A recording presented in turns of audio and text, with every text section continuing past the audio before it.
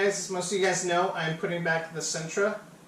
This past week I have received a lot of those parts that I need to get to finish up the Sentra and get it back on the road to get that motor back together. So we'll start with this one. If you guys remember, I had a huge throttle response issue with the Sentra. I'm not exactly sure what it is, but that's part of the reason why I didn't want to put the QR back in there, because I had this throttle issue that would leave me stranded on the freeway or just lose throttle response. I've replaced everything, so I think it's a wiring harness issue. So I reached out in the Sentra community and I have myself a new engine harness.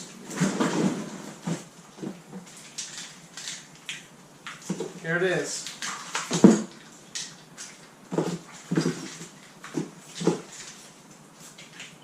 There it is. Looking at it, everything looks good. The injectors aren't messed with. So when I do bigger injectors this time around, I don't plan on cutting into this harness. This harness is going to stay untouched. And I know 2Jet Racing has a plug-and-play harness, and I'm not going back down the route of the throttle position sensor issue.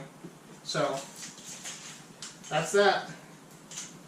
It's the engine harness.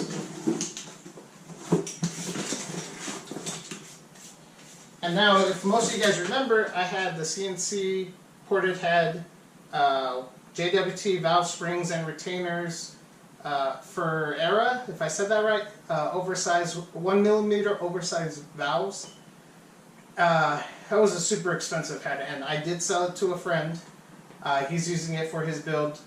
I don't plan on asking back for any of the parts that I sold, so I'm just out there sourcing. This is the head I purchased. It's recently been resurfaced, and this one has BC valves and retainers, valve springs and retainers. It's BC, and I think the owner said it was slightly ported. I got it for a good deal. I bought it. The only issue is I haven't opened the box, but when it was delivered, my girlfriend did say that she heard a thud and then the doorbell rang.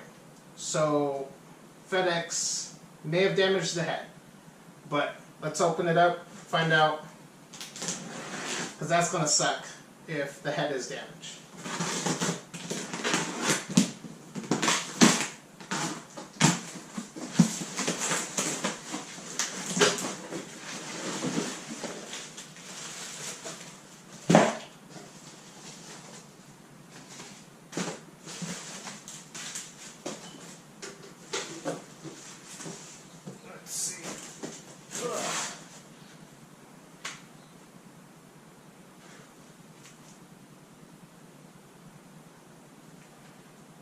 Just some marks where the tape scuffed off, but that should be all okay.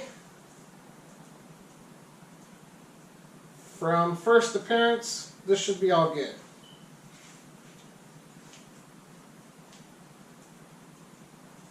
I would say it should be good.